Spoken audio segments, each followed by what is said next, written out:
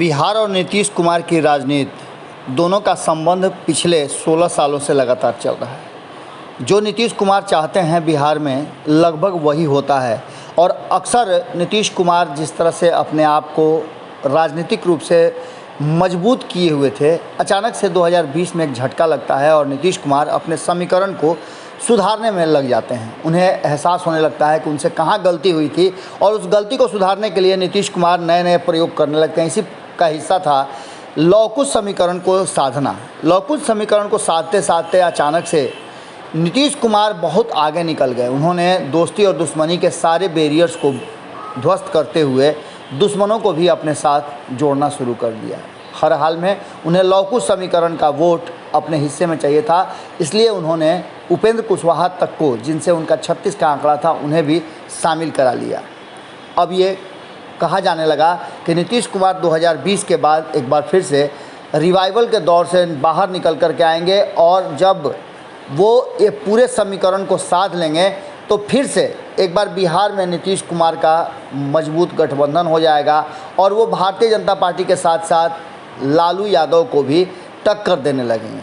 अब ये बातें चर्चा में आम हो गई थी, लेकिन अचानक से नीतीश कुमार के लौकुश समीकरण साधते साधते, जिसका कि आपने उदाहरण देखा ही होगा कि 2020 के चुनाव खत्म होने के बाद नीतीश कुमार ने जैसे ही राष्ट्रीय अध्यक्ष का पद एक लौ समाज से आने वाले आरसीपी सिंह को दिया, वहीं प्रदेश अध्यक्ष की जिम्मेवारी कुछ समाज से आने वाले उमेश कुशवाहा को दिया। उतना ही नहीं, उन्होंने उपेंद्र कुशवाहा को पार्टी में ला करके उन्हें कई पद दिए, जिसको लेकर के बड़ी उत्साहित थी उनकी आरएलएसपी, क्योंकि आरएलएसपी का जदयू में विलय हो गया था और उपेंद्र कुशवाहा को संसदीय बोर्ड का अध्यक्ष बनाने के बाद कई उम्मीदें जग गई थी।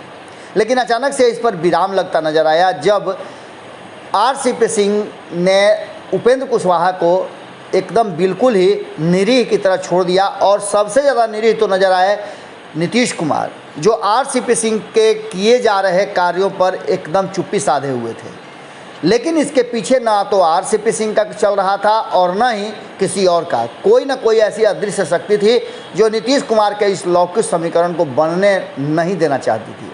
अचानक से एक क्षण आया जब आरसीपी सिंह ने खुद फैसला लेते हुए और ये भी साबित करा दिया कि कहीं ना कहीं जो पद उपेंद्र कुशवाहा के पास है संसदीय बोर्ड के अध्यक्ष का, वो तो है ही नहीं संवैधानिक। पार्टी के संविधान में ऐसा कोई रूल ही नहीं है कि कोई अन्य व्यक्ति संसदीय बोर्ड का अध्यक्ष बने, क्योंकि अध्यक्ष को ही ये पावर दिया गया था। अब ऐसी स्थिति में उपेंद्र कुशवाहा के हाथ में 0/0 रहता है। तब तक अचानक से ये चर्चा चलने लगती है जब आरसीपी सिंह केंद्रीय मंत्रिमंडल में शामिल हो जाते हैं तो उपेंद्र कुशवाहा का नाम ऊपर हो जाता है कि वो राष्ट्रीय अध्यक्ष बनेंगे।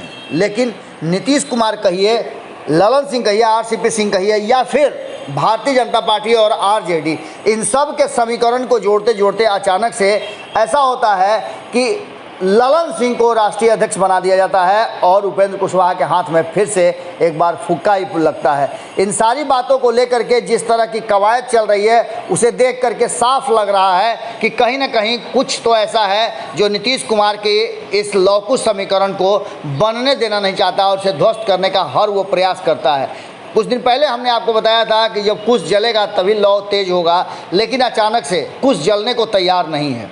आपने देखा होगा कि एक तरफ उपेंद्र कुशवाहा, दूसरे तरफ अभय कुशवाहा, तीसरे तरफ आपने देखा होगा कि उमेश कुशवाहा, और ये पूरा समीकरण कहीं ना कहीं पूरी तरह से उलझ गया है। अब इस उलझे हुए समीकरण को सुलझाने में नीतीश कुमार भी पूरी तरह से अक्षम महसूस कर रहे हैं। वहीं उपेंद्र कुशवाहा हर उस बड़े ओकेजन से अपने आप को दूर रख रहे हैं। ये साफ दर्शाता है कि उपेंद्र कुशवाहा से एक बड़ी लगता है कि फैसला लेने में चूक हो गई है और ये चूक कहीं ना कहीं ऐसा लग रहा है कि नीतीश कुमार के लौकुश समीकरण में फिर से एक बार, जो पहले से कहा जा रहा है, जैसा आपने नागमणि कुशवाहा सहित अन्य जो अलग अलग दलों में कुशवाहा समाज हैं वो बार बार कह रहे थे कि नीतीश कुमार अक्सर कुछ को यूज करते हैं और लॉ के लिए रास्ता बनाते हैं।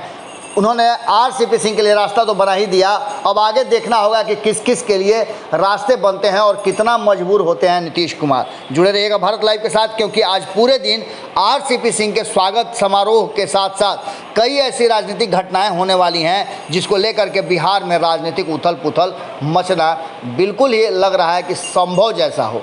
हमारी नज़र बनी हुई है, आपकी नज़र भारत लाइव पे होनी चाहिए। बहुत बहुत धन्यवाद। अगर ये वीडियो पसंद आई और वह बिहार के राजनीति और बिहारियत से सरोकार रखेनी तो सब्सक्राइब बटन दबा के चैनल के सब्सक्राइब कर ली। ओजे एगो घंटी बा, ओकरा बटन दबा देला से कुल सटीक और मारक खबर रुआ मुफ्त में मिल जाई। अगर रुआ पत्रकारिता के हमनी के नया प्रयोग में सहयोग कर चाहतानी तो ज्वाइन बटन दबा दी। पेटीएम नंबर नोट कर ली 9386816700। धन्यवाद।